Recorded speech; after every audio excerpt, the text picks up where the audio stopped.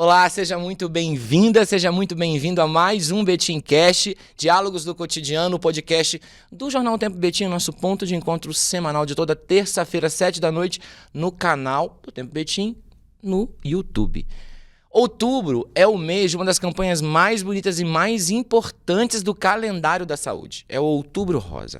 É um mês dedicado à conscientização sobre a importância do diagnóstico precoce e do tratamento sério, combativo do câncer de mama, que é uma das doenças que mais acometem as mulheres no nosso país, mas também acometem homens. E hoje a gente tem o prazer de receber aqui dois profissionais referência no assunto, que fazem parte do corpo clínico da Rede Mater Dei de Saúde, Unidade Betim Contagem, e eu tenho o prazer de conversar com eles agora. Eu vou ler o cargo deles, porque é muita coisa, eles têm um currículo extenso. Dr. Felipe Marcondes, médico mastologista, e a Melanie Santos, enfermeira e supervisora da oncologia da unidade. Sejam muito bem-vindos, é um prazer ter vocês aqui. Obrigado pelo convite. Temos muito papo para conversar, né? Bastante. Muita coisa para falar sobre as nossas mulheres, os homens também, né? Eu já te dei um spoiler aí, a gente vai falar um pouquinho sobre isso. Mas antes de a gente começar o nosso episódio, eu tenho que falar da nossa promoção da caneca, a caneca do BetimCast, que você sabe como que você concorre, né? Você baixa, se você não baixou, baixa agora o aplicativo de O Tempo. Você baixa na sua loja, né, de aplicativos, Play Store ou Apple Store. É gratuito. Você vai lá, se cadastra, tem a aba lá, promoções, você se cadastra e concorre à promoção da caneca e a todas as outras promoções do jornal. Entrada de cinema, show, restaurante, um monte de coisa bacana. E também, claro, fica por dentro das principais notícias de BH, Betim, Minas, Brasil, mundo, tudo lá, ó, na palma da sua mão. Sobre o portal, vai chegar a notificação, você vai ficar sabendo na hora o que está acontecendo, além de concorrer à nossa canequita e muita coisa bacana. Beleza? Se inscreve agora e concorre. Se você for o vencedor, o resultado sai amanhã, quarta-feira, na mesma aba promoções no aplicativo, e você passa na nossa redação, na Rua do Rosário 182, no bairro Angola, e pega a sua caneca. Beleza? Agora vamos conversar? Bora. Começar primeiro, você me dê licença. Normalmente a gente começa com as damas, mas hoje a gente vai mudar um pouquinho. Vamos começar com os cavaleiros.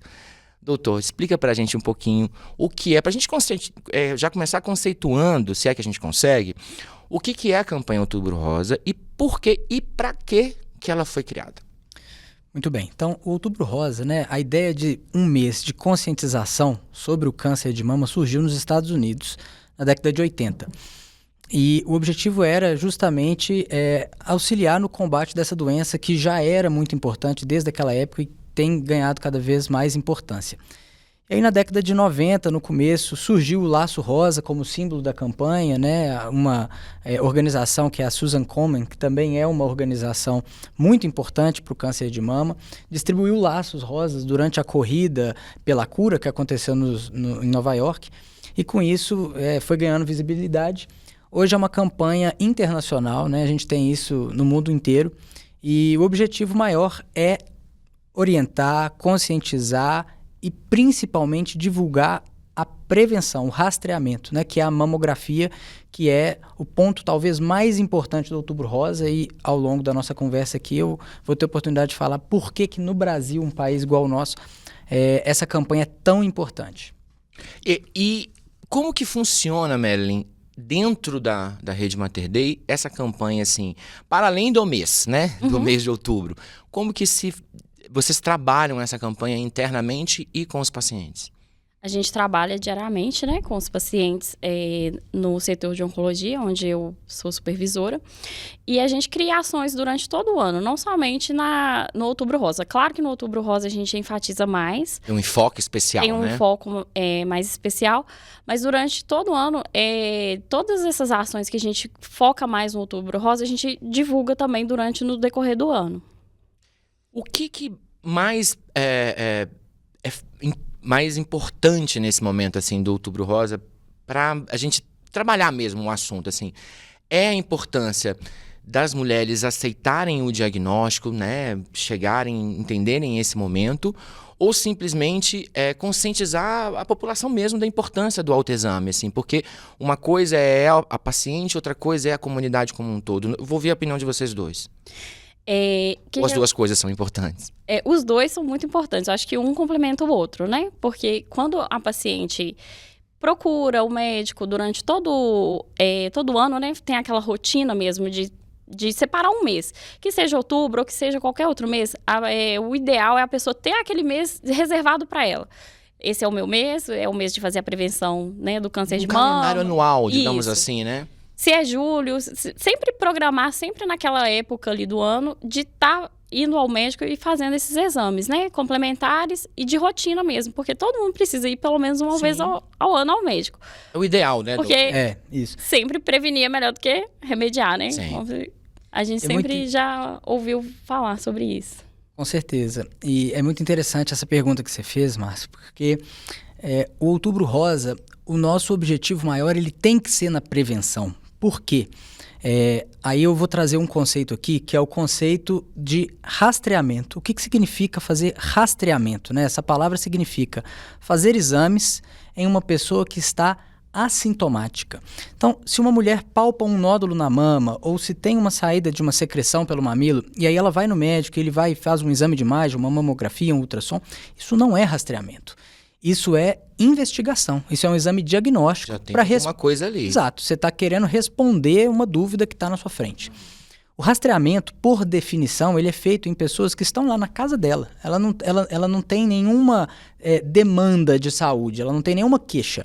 Toma, nada. Nada. E aí, o nosso objetivo é justamente identificar alterações que a gente chama de pré-clínica, né? Ou seja, antes que surja um sinal ou um sintoma, a gente faz um exame de imagem para tentar identificar aquilo e fazer um diagnóstico mais precoce, um tratamento mais precoce. E por que isso é muito importante, né? E aí agora pegando o gancho que eu tinha deixado. Quando você vai fazer um rastreamento, você tem duas possibilidades principais, né? Você pode fazer um rastreamento organizado ou o rastreamento oportunístico.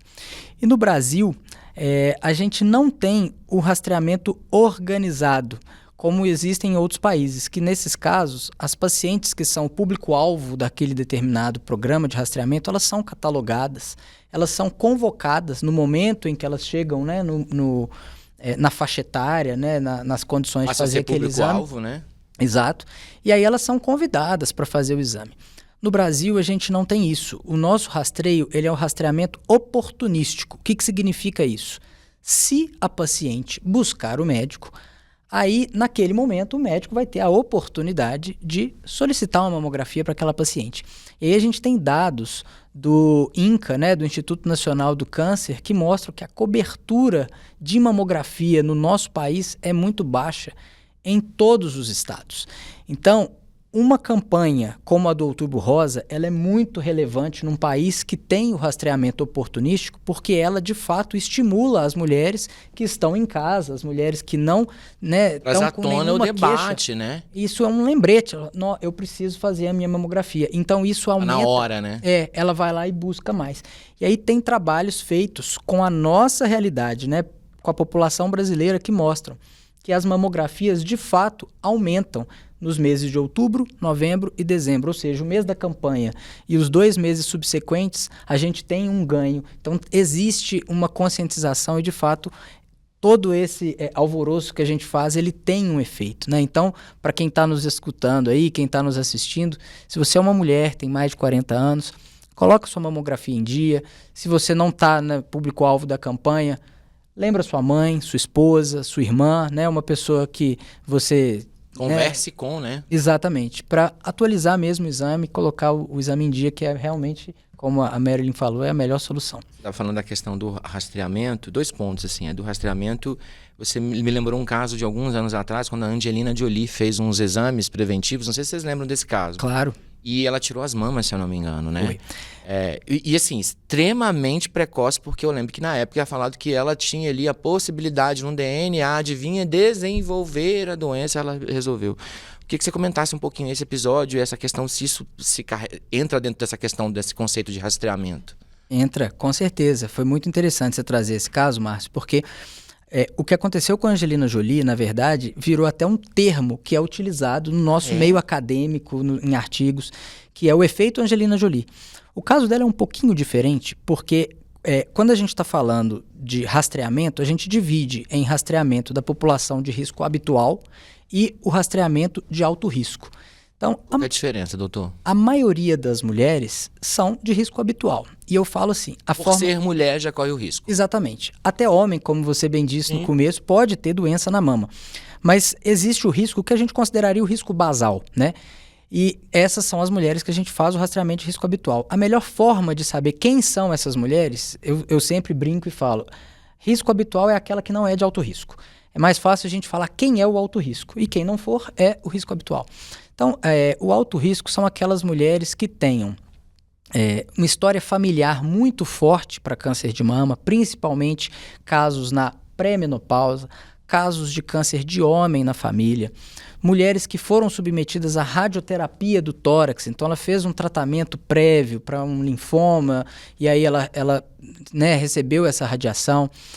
Mulheres que já fizeram alguma biópsia e aí o resultado da biópsia não confirmou um câncer de mama, mas existem algumas alterações que a gente chama de lesões marcadoras de risco. Então, esse grupo de mulheres, né, elas são de alto risco.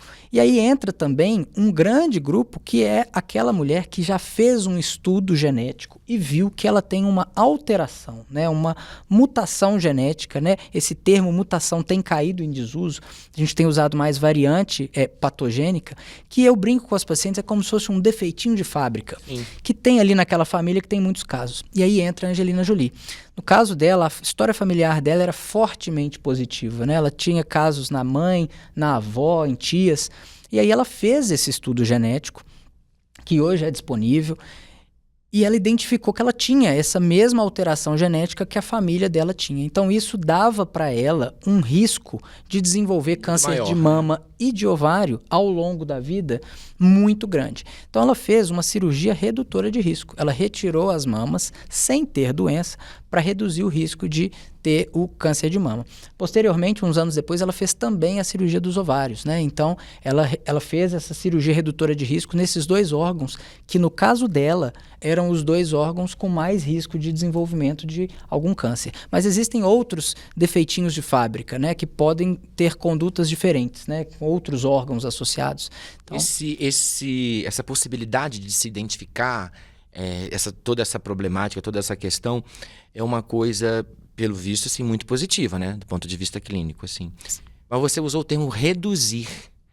Mesmo ela tirando os seios, mesmo ela tirando o ovário, ela ainda tem um risco de desenvolver? Excelente pergunta. Sim, a gente usa o termo mastectomia redutora de risco, porque o risco dela não zera. O risco dela, vitalício, antes da cirurgia, que gerava ali em torno de 80%, ela tinha um risco muito grande, reduziu para menos de 10%. A gente nunca fala que o risco zera, porque quando a gente faz a cirurgia para retirada do tecido mamário, né, no caso dela principalmente, a gente preserva a pele, preserva o mamilo, e naquela gordurinha que tem debaixo da pele, o tecido subcutâneo, sempre pode ficar alguma célulazinha do tecido mamário normal, a gente não consegue tirar 100%. Então, ela hoje tem um risco de desenvolver o câncer de mama menor do que a população de risco habitual. Então, ela teve uma redução drástica, mas ela não zerou o risco dela. É todo um processo, né? Exato. Marilyn, me conta aqui uma coisa. Como que funciona o atendimento, o acolhimento da mulher, da paciente que chega lá com a suspeita, a suspeita da doença em si? Como que acontece essa jornada dela dentro da unidade? Ela, primeiramente, muito provavelmente, ela passou primeiro pela... Entendendo que ela passou pela avaliação médica primeiro, para depois chegar no setor de oncologia. Então, por exemplo, o médico da mastologia avaliou, viu que precisa de uma avaliação do oncologista para definição de diagnóstico, né? Determinar qual tipo de câncer realmente aquela paciente tem. Então, ela vai agendar uma consulta com o médico oncologista no ambulatório de oncologia. E essa paciente ela vai ser acompanhada integralmente pela equipe. Por exemplo, ela chegou, a médica vai solicitar vários exames para poder complementar o diagnóstico. Então, essa paciente ela já sai lá da oncologia, já direto para o setor, onde ela já vai marcar todos os exames onde ela vai precisar fazer. E depois que ela faz todos os exames que foi solicitado, ela retorna para a médica e a médica vai definir, né? O que vai ser feito primeiro. Se vai encaminhar novamente para mastologia, para definir se vai ser cirurgia primeiro ou se já inicia com o tratamento oncológico, né? Que, no caso, são as medicações. E aí a médica faz a solicitação do que ela definiu de tratamento para essa paciente. E aí, vindo para tratar, aí a gente faz o acolhimento, né? Que aí a enfermagem vai conversar com aquela paciente para ver a paciente como um todo. Segura essa parte aí, porque essa parte da relação com a paciente eu vou deixar depois, mas eu vou conectar com o doutor aqui. Vamos falar de diagnóstico? Claro. Vou contar um exemplo para vocês. Recentemente eu encontrei uma amiga minha que tinha muito tempo que eu não a vi e tal, na minha faixa etária, 40 e poucos.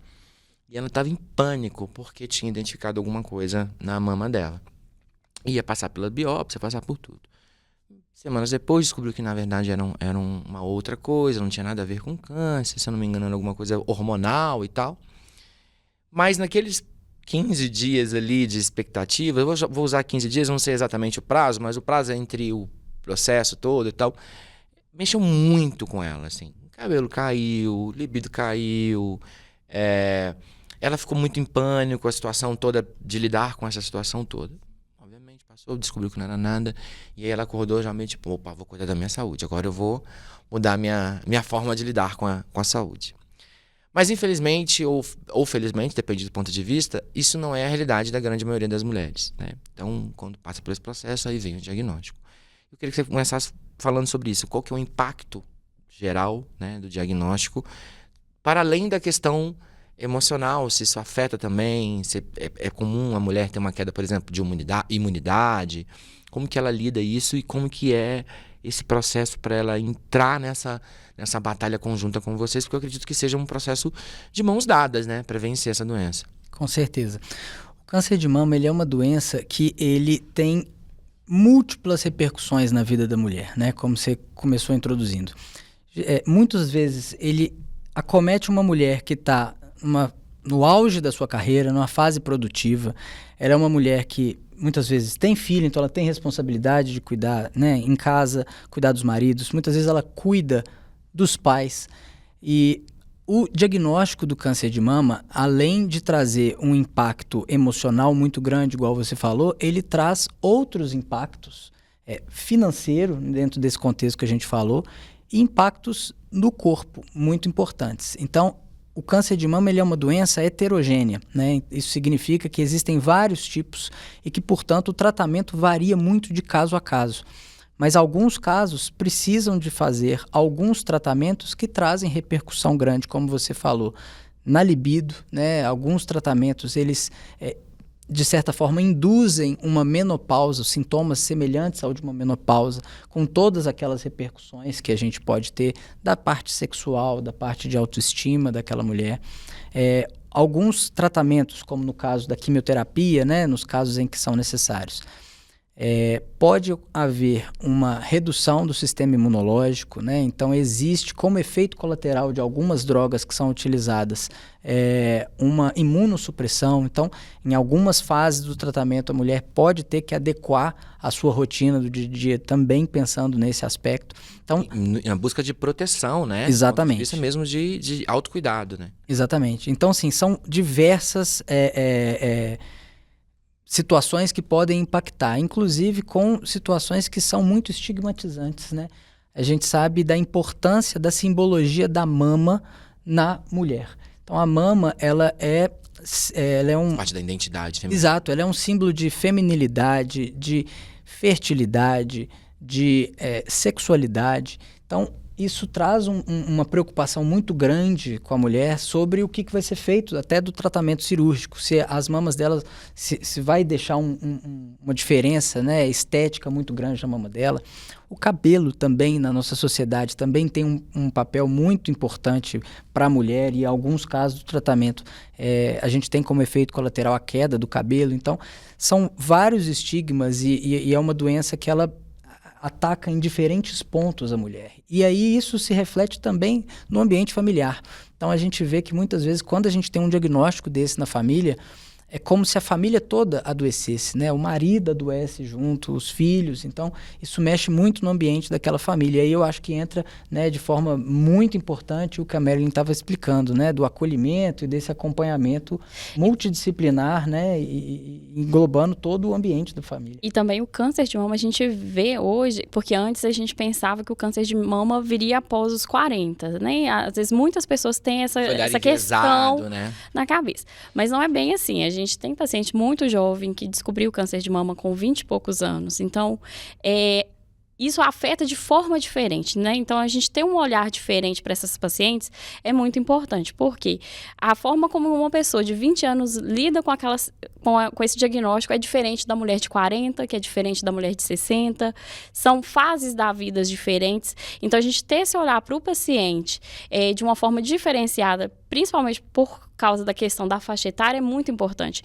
Porque a gente vê que as pacientes mais novas ficam mais preocupadas com outras questões do que a mulher de 40, do que a mulher de 60 e assim por diante. De acordo com a fase da vida que ela está vivendo. Exatamente. Né? As demandas existem, elas só mudam, né? Dependendo exatamente. Da mulher. Então, assim, a gente ter esse olhar diferenciado para o paciente faz toda a diferença. Né? Porque são situações diferentes. Então vamos voltar naquela parte ali que eu parei, você disse, peraí, do acolhimento, agora acho que é a hora que a gente vai encaixar direitinho na fala do Felipe aqui. Como que funciona na prática esse acolhimento dentro da unidade? Eu queria que você puxasse do ponto de vista mesmo do que vocês fazem para além do que a gente espera, por exemplo. O acolhimento, a gente faz ali, a gente tenta o máximo possível fazer... Vamos esclarecer, o que é o acolhimento? O acolhimento vem, né, do acolher, de você sentir o paciente. Receber mesmo a paciente. Receber o paciente e entender ele como um todo, que ele vai além do diagnóstico dele. Não é ali a gente orientar somente com relação aos efeitos adversos das medicações que vai vir, porque isso aí o paciente vai sentir também no decorrer do tratamento dele. A gente gosta muito de falar com os pacientes que é uma fase difícil, mas é uma fase que a gente pode deixar um pouco mais leve de acordo com o que a gente... da forma que a gente recebe esse paciente. Batem papo mesmo com os pacientes, sim, né? E esse acolhimento é para orientar com relação a tudo mesmo. Desde a entrada dele no hospital a qualquer outra coisa que ele precise além da oncologia, né? Então, a gente vai informando o paciente como que é o setor, o que tem disponível no setor para poder ajudar ele no tratamento, porque tem paciente que às vezes vão tratar e elas ficam o dia todo, né? Por causa da medicação. Então, assim, a gente orienta para ir com roupa confortável, para levar alimentação saudável, para poder conseguir comer alguma coisa ali nos intervalos. E a gente ouve muito o paciente, como que ele está se sentindo ali naquele dia. O primeiro dia é o pior dia, geralmente, porque cria milhões de coisas na cabeça. Então, a gente acolhe aquela paciente e tenta ouvir ela da melhor forma que a gente vai poder conseguir ajudá-la. Você mais escuta dessas pacientes, assim, Meli, entendendo que você também, para além da enfermeira, você também é mulher. O que mais elas te falam, assim, que toca no seu coração quando você ouve? O medo. O medo que todo mundo sente quando tem um diagnóstico desse é algo que é bem comum entre todas. O medo com relação a tudo. O medo de não dar conta do tratamento, porque é pesado. O medo de morrer, né? Porque ali a gente está lidando numa situação que a gente sabe que pode acontecer, infelizmente. E o paciente, quando ele tem esse diagnóstico, eu acho que o maior medo dele é morrer. Né? Que ali você está diante de todos os desafios que você vai enfrentar. O paciente relata muito isso pra gente. Que tem muito medo. Tem medo da medicação, tem medo do cabelo cair, tem medo de tudo. Então, acho que o medo é o sentimento mais presente no paciente naquele momento. No primeiro momento, é medo. Aí você busca aqueles casos de sucesso, de gente curada, de superação e já traz também como que você faz para levantar a moral deles e exatamente atravessar essa angústia, esse medo todo. Tem até um ponto muito importante que nós temos no setor, a árvore da vida. Conta pra gente. Que é simbólico, né? A questão do bater o sino, né? Quando o paciente termina o tratamento. Sim, que é linda essa cena, inclusive. Então, quando a gente está com algum paciente que está terminando, a gente chama os pacientes para poder participar ali junto daquele momento. O paciente, ele faz uma mini cartinha, que ele vai colocar a folhinha dele colada na árvore da vida. E ele conta um pouquinho da história dele, como que ele foi acolhido ali no setor. Geralmente, eles agradecem muito a equipe, tanto médica quanto enfermagem, né? Porque Razões óbvias, né, minha É. amiga? Porque as pessoas que acompanharam eles de perto, Pois viram é. eles nos piores e nos melhores momentos. Então, assim, eles escrevem e relata, né, como foi aquela situação. Isso eu acho que dá motivação para os outros, além do recadinho dele ficar colado nessa árvore da vida, né? Que é uma mensagem de força e superação para os outros que ainda continuam na batalha contra o câncer. E qual que é o grau de orgulho que a sua equipe tem com essa árvore? Assim, é muito ou extraordinariamente muito de orgulho? Extraordinariamente Eu muito. imaginei. A gente gosta muito desse momento, é um momento que todo mundo ali se reúne, a equipe médica, eles geralmente eles pedem para levar mais gente da família, né, para poder participar desse momento também. Então, assim, a gente já teve momentos incríveis, assim, de término de tratamento, a equipe chora junto com o paciente, porque, Como, assim, né? a gente fica realmente muito ligado no paciente, né? Porque a gente está ali todos os dias, convivendo, aí a gente compartilha de momentos que foram bons para eles em casa, eles vão contando de alguma coisa especial que aconteceu, então a gente vai criando esse laço. Na oncologia é possível isso porque a gente acompanha o paciente do início até o final do tratamento, então a gente consegue ter essa noção. Esse olhar, né? Sim. Vou fazer a mesma pergunta. Que tipo de demandas, questionamentos, dúvidas, receios as suas pacientes e seus pacientes relatam, assim? Não vamos começar no comecinho ali da jornada pra gente entender essa jornada de cura. Tem uma sobreposição muito grande, né? Assim, eu acho que o principal é o medo, né? Do desconhecido, o receio do que pode acontecer. E eu acho que o principal que as pacientes perguntam é qual que é o próximo passo, né? É sobre a sequência do tratamento, porque existem diversas possibilidades, igual eu mencionei mais cedo, né? Em alguns casos, você começa o tratamento com a cirurgia, em alguns casos, você começa com o tratamento com a oncologia, seja hormonioterapia, seja quimioterapia.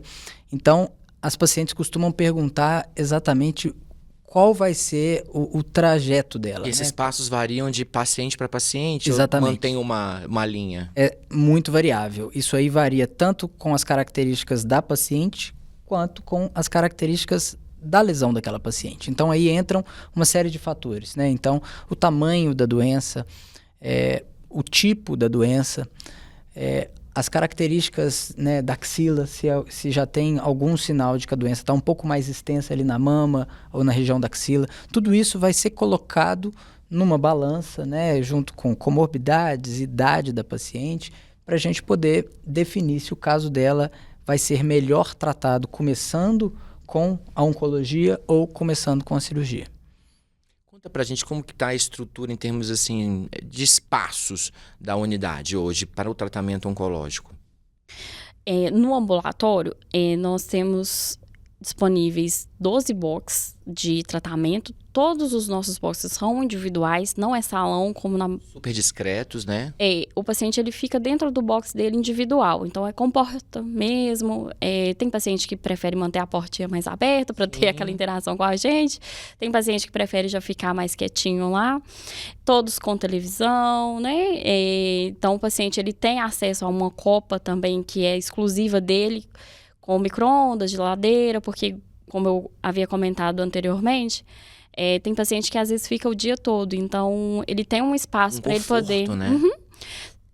Para ele poder levar a alimentação mesmo que ele está habituado em casa, né? A gente sempre orienta também o paciente a manter, não sair muito fora do que já utiliza em casa.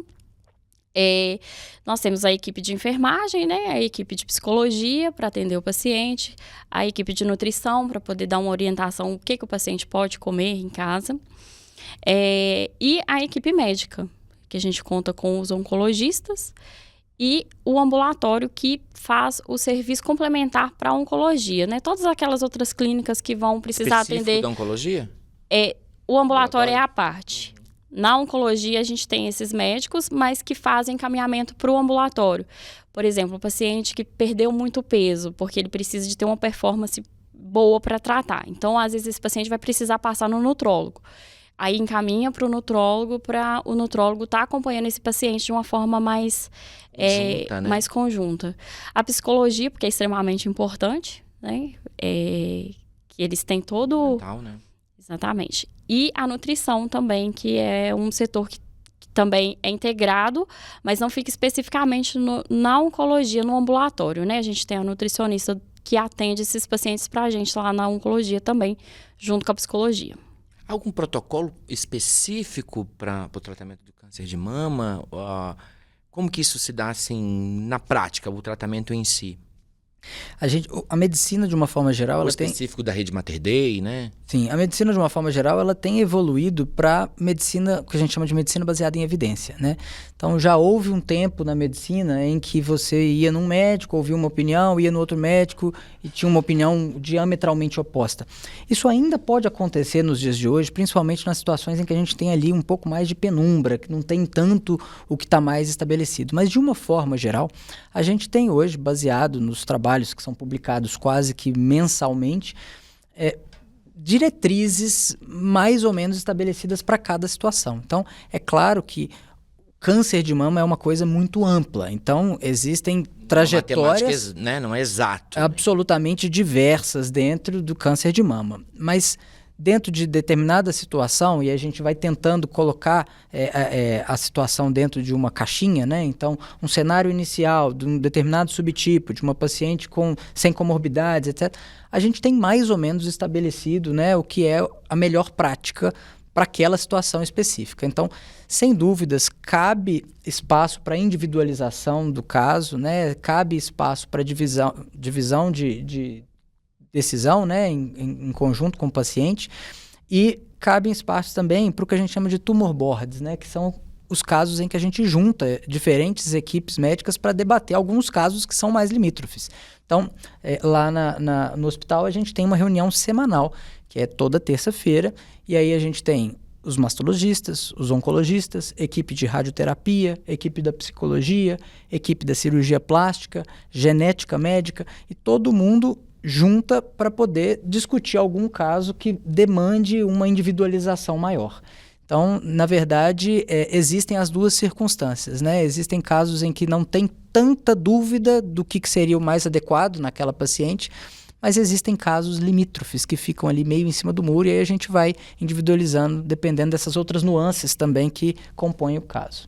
Você falou sobre a questão, vocês dois na fala de vocês, sobre os vários especialistas que estão ali atuando especificamente, né, no setor. E é uma característica da rede Mater Dei ter essa gestão integrada, né? Os especialistas, os profissionais estão sempre muito próximos do ponto de vista de espaço mesmo, né? E próximos do ponto de vista de troca, de compartilhamento de conhecimento, de, né, expertise, etc. Eu quero ouvir vocês, assim, né, do ponto de vista de vocês, do olhar de vocês, qual que é a importância dessa gestão integrada? Porque a gente fala muito disso, de ter os profissionais todos reunidos e tal, mas para talvez quem está em casa pareça ser muito mais uma coisa para se dizer que tem, do que efetivamente isso traga um resultado.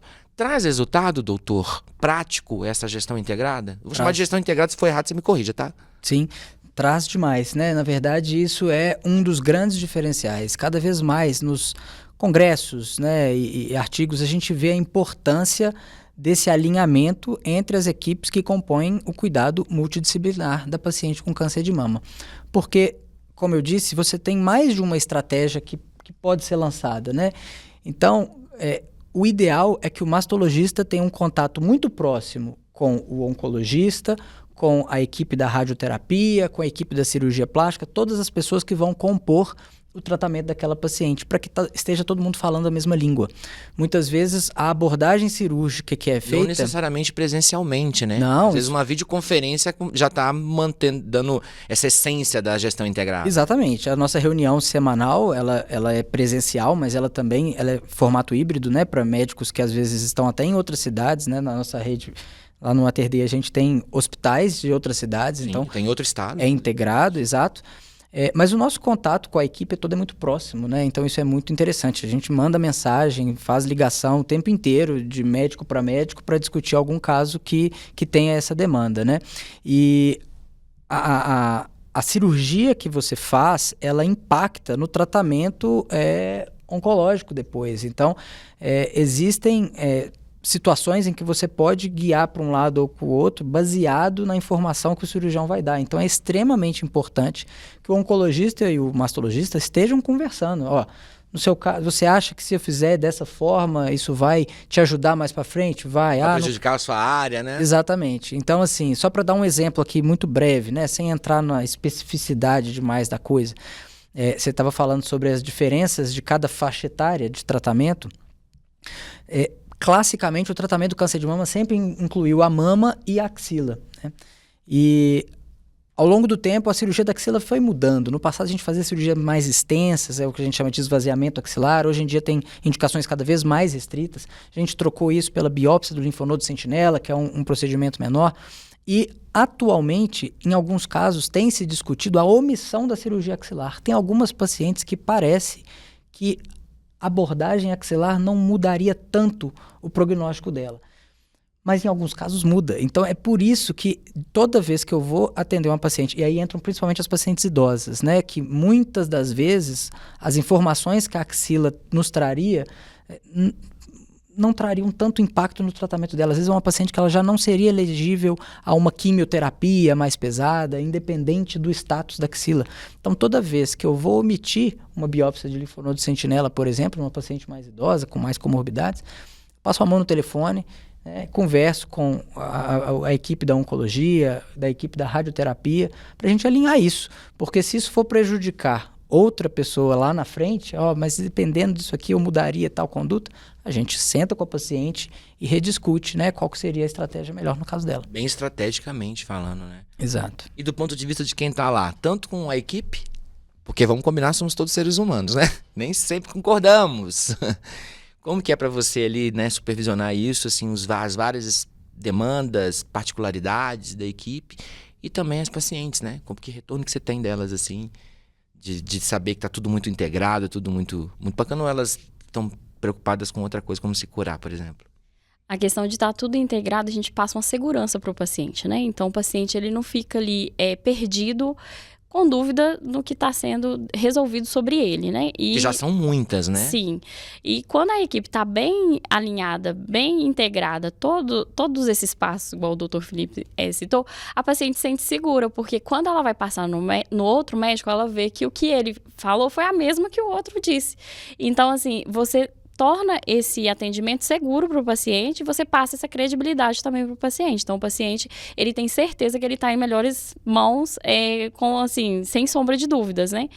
Por causa desse alinhamento das equipes. E o feedback que você recebe delas, né? Sim. Elas são mais seguras, né? Sim, todo paciente que passa pela gente, eles sempre relatam, né, a experiência dele como um todo, né, que é a experiência do paciente mesmo na rede. É quase que um saque, né, um serviço de atendimento ao cliente, nesse caso, ao paciente. Você está ali na ponta, está lidando com as expectativas e frustrações do paciente, né? Sim, e eles sempre relatam, né, desse alinhamento. Ah, não, fulano realmente falou comigo que era dessa forma mesmo, já estava sabendo. Então, o paciente, ele sai dali muito seguro com relação ao que foi definido sobre ele, né? E ponto de vista tecnológico, sabemos que o Mater Dei investe bastante nessa questão. Leva, inclusive, isso como um ator muito importante, né, do seu serviço prestado. Como que é, do ponto de vista clínico, médico, como que é na equipe, lidar com e como que isso traz resultado no trabalho de vocês? Olha, eu acho que realmente lá no serviço a gente tem tecnologia de ponta em todos os aspectos, né? Desde o diagnóstico, né, os aparelhos para exames de imagem, da parte cirúrgica a gente tem também, né, o bloco cirúrgico muito bem equipado, a parte depois do tratamento sistêmico, né, com a oncologia também a gente tem tudo da melhor forma possível. E eu acho que, vou falar da minha parte, né, como cirurgião, eu acho que é muito interessante a gente ter a possibilidade de fazer a cirurgia da forma mais segura para o paciente. E aí existem algumas técnicas que a gente usa para fazer a biópsia do linfonodo sentinela, que eu falei mais cedo, para detectar lesões, às vezes, muito precoces, né, da mama, lesões que não são palpáveis, que a gente tem um recurso lá com a medicina nuclear integrada, né? Então, existe uma possibilidade de você usar um radiofármaco, né, uma substância que você consegue marcar aquela área específica que precisa ser abordada, e na hora da cirurgia a gente usa um aparelho que é o Gamma Probe. Esse aparelho detecta aquilo que foi marcado previamente com essa substância, né, que é o tecnésio, e a gente consegue fazer a ressecção da área adequada com um menor trauma, com a menor quantidade de tecido ressecado de uma forma mais precisa e acurada. Então, eu acho que isso é um diferencial muito interessante que a gente Faz diferença mesmo, né? a gente não vê em todos os locais, né? E eu acho que isso é muito interessante para paciente e para o cirurgião, né? Isso dá uma segurança muito grande. Dá aquela confiança de que é mais assertivo o trabalho todo, né? Exato. E para vocês, assim, também no dia a dia, a sua equipe, é bom ter uma estrutura moderna, tecnológica, né, para o trabalho de vocês? Todo esse acesso, né, à tecnologia, isso realmente influencia muito no tratamento e no diagnóstico e também auxilia muito naquele diagnóstico precoce, né? Então, quando o médico encaminha o paciente, já vê que o paciente precisa de um olhar e de uma agilidade maior, a gente consegue ter essa comunicação com a medicina diagnóstica, para poder acelerar mais o agendamento. Por exemplo, a paciente fez uma mamografia, viu que já está com alteração, o médico ali da medicina diagnóstica já comunica com o médico para poder ver se tem a possibilidade de fazer no mesmo dia a biópsia, caso tenha alguma alteração, né? E a paciente também queira fazer já, para poder agilizar a questão do atendimento dela e do diagnóstico. Então, assim, toda essa questão da tecnologia e dessa comunicação entre as equipes facilita bastante a questão do fechamento, né? Mesmo, né? Do diagnóstico, para o paciente conseguir chegar até o tratamento. Essa integração é muito interessante, né? Porque a pessoa já faz tudo no mesmo lugar, né? É muito comum a gente receber... No mesmo setor, né? A equipe da enfermagem, às vezes estou lá no consultório, bate na porta, falo, doutor, você aceita um encaixe? Às vezes é uma paciente que foi lá para fazer um exame de rastreamento, igual a gente falou aqui, ela não tinha nenhuma queixa, viu uma alteração, o pessoal da equipe da imagem já fala para ela procurar, né, alguém, e se a paciente não tem um mastologista de referência, né, se ela não tem um médico externo, muitas das vezes ela já consegue ser atendida na mesma hora ali naquele serviço e já pode seguir o próximo passo, né? Meninos, a gente está caminhando para o nosso final, para a nossa reta final da nossa conversa, mas eu tenho uma curiosidade que me pediram para te perguntar. A mulher com prótese de silicone é mais difícil para fazer o exame? Como que se dá em cima desse tabu, em cima da prótese de silicone? Existem vários mitos, né, que a gente vê na mastologia. Um deles é de que a mulher que tem prótese não pode fazer mamografia. Isso não procede. Na verdade, é seguro realizar a mamografia com prótese. Inclusive, a gente faz incidências adicionais para aquela paciente que tem prótese. Então, é claro que a prótese ela pode tampar um pouquinho do tecido mamário, né? Então, para tentar corrigir essa dificuldade... Esse obstáculo, né? Exato. A gente tem incidências adicionais. Então, o clássico, que é fazer a médio-lateral, que é aquela compressão assim, e a crânio-caudal, que é a compressão de cima para baixo, a gente faz mais uma vez em cada uma dessas incidências com uma manobra que a gente chama de Eklund, que você puxa o tecido mamário para frente, empurra o implante para trás. Com isso, você consegue trazer o tecido mamário para poder ter uma visualização melhor.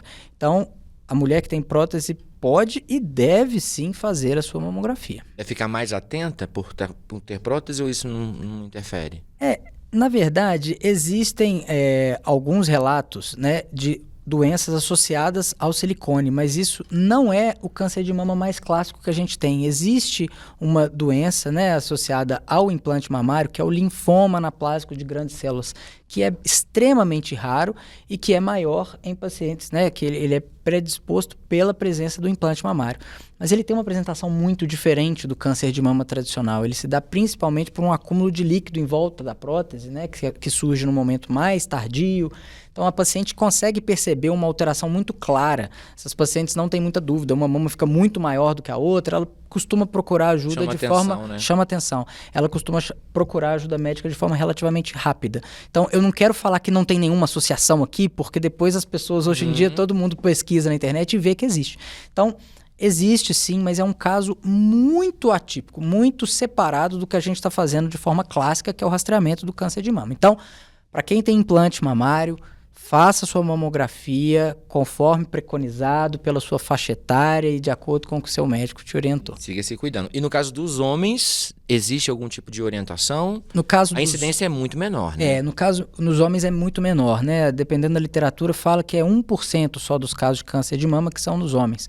Na minha experiência, eu acho que até um pouco menos, né? Eu tive 3 pacientes só do sexo masculino até hoje. Então, é realmente uma incidência muito baixa. E aí, para os homens, não há um rastreamento preconizado. Então, igual a gente fala para as mulheres, né? A partir dos 40 anos, fazer a mamografia uma vez por ano. A gente não tem essa recomendação formal para os pacientes do sexo masculino. Então, muitas das vezes, a gente acaba fazendo diagnóstico quando surgem os sintomas mesmo.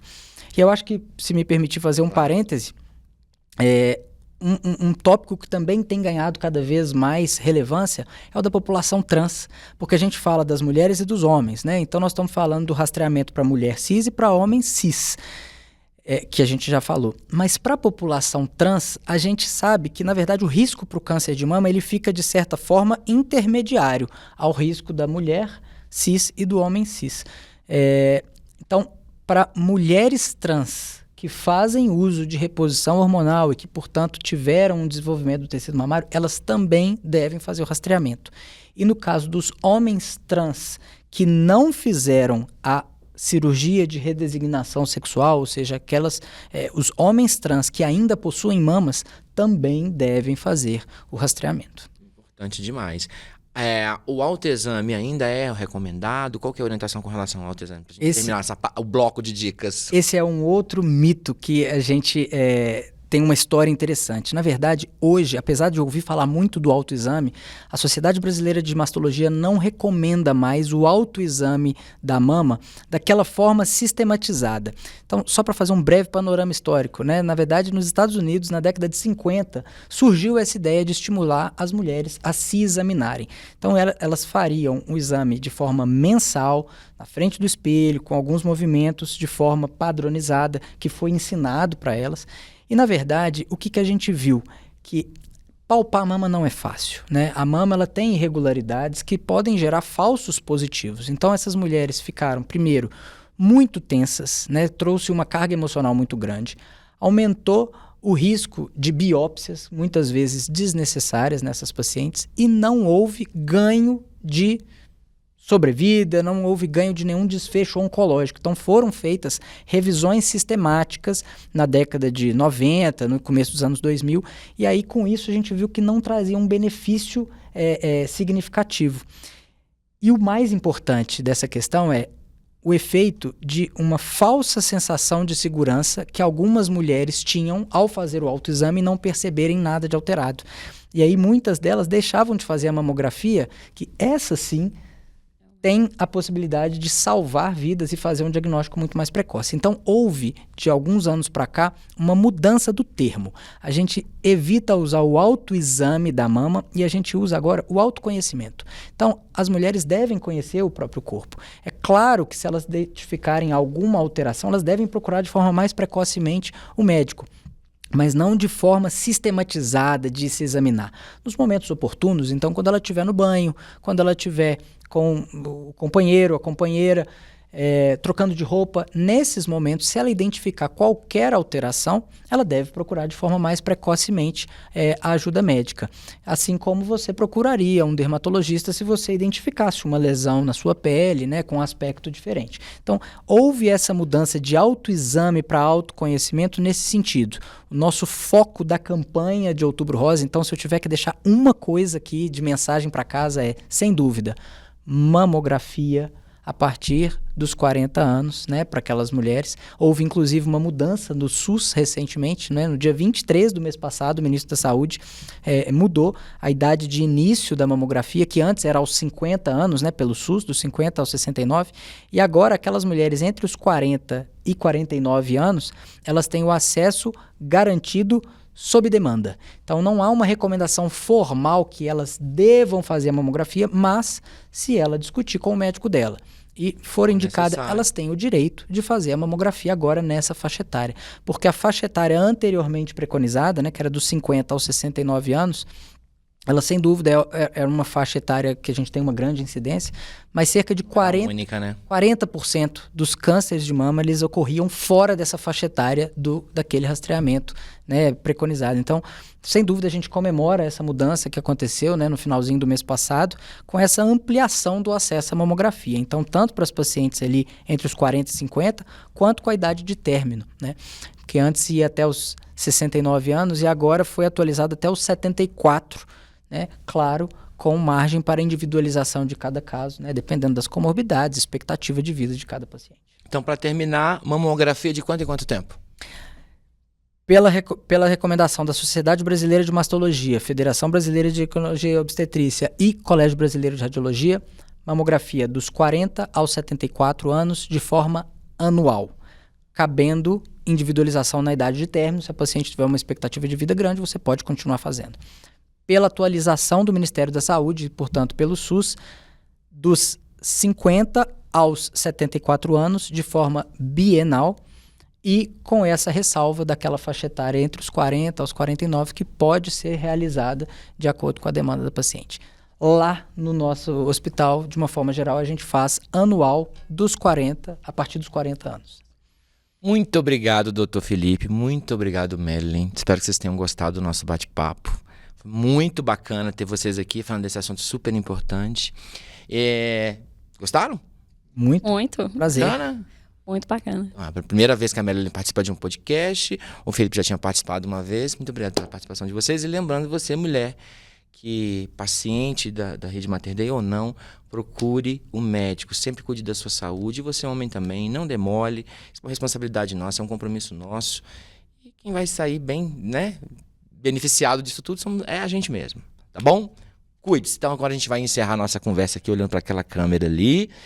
Você que está nos acompanhando, você sabe como que você se mantém bem informado. É só acessar o nosso portal, otempobetim.com.br, o nosso Instagram, @otbetim, o nosso canal aqui no YouTube, que você já está nos acompanhando, e também a nossa edição impressa de toda sexta-feira com o resumo das principais notícias da semana. Belezinha? Este episódio você também escuta nos tocadores de áudio, Deezer, Spotify. Também dá uma conferida lá no nosso portal, que tem todos lá. Estão todos lá, bonitinhos, da primeira e da segunda temporada. A gente volta na terça-feira que vem, 7h, aqui pro nosso bate-papo semanal. Belezinha? Muito obrigado pela sua participação. Muito obrigado, Felipe. Muito obrigado, Marilyn, mais uma vez. Obrigado pelo convite. Obrigada. Beijo, até terça. Tchau!